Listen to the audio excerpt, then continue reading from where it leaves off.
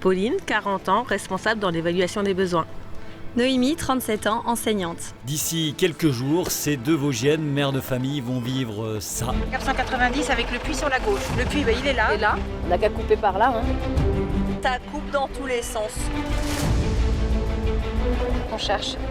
Le rallye en soi, c'est donc 7 étapes dans le désert marocain au profit d'associations comme les Enfants du désert et puis les Rubans Roses. Effectivement, il y a le dépassement de soi et puis il y a aussi le projet humanitaire où on va déposer nos dons aux associations en arrivant au Maroc. C'est tout ça en effet, le trophée Rose des Sables que Noémie et Pauline préparent depuis 1 an et demi. Deux amies qui se sont rencontrées en cours de gym adulte il y a une dizaine d'années. Elles vont donc mettre sur pause leur quotidien pour vivre une belle et grande aventure. On ne sait pas ce qui nous attend, on verra après. Déjà, c'est une parenthèse dans nos vies professionnelles, personnelles, et on va s'enrichir humainement toutes les deux, mais aussi avec toutes les femmes qui seront présentes sur le rallye. C'est quand même 313 participantes. C'est une force de se retrouver entre femmes et puis de partager ce moment ensemble. Il faudra aussi vivre ensemble toutes les deux. Vous appréhendez, vous avez des tempéraments forcément. Oui, alors on est très différentes, très complémentaires. Pour le coup, on s'est découvertes très complémentaires, mais on sait qu'on s'entend très bien. Et puis on sait relativiser beaucoup toutes les deux et puis se mettre un peu...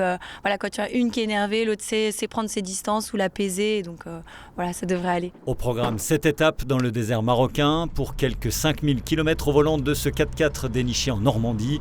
Pas de contingence de vitesse ou de chrono, le trophée Rose des Sables est avant tout un rallye raid d'orientation avec des journées type bien chargées et des galères possibles bien sûr comme pour toute épreuve de sport mécanique. Lever assez tôt le matin, présentation du 4x4, vérification des niveaux et puis on attend notre top départ. On s'arrête comme on peut, comme on veut et puis on rentre au bivouac le soir et sur le soir on est pris en charge au niveau du repas. Sac de désensablage.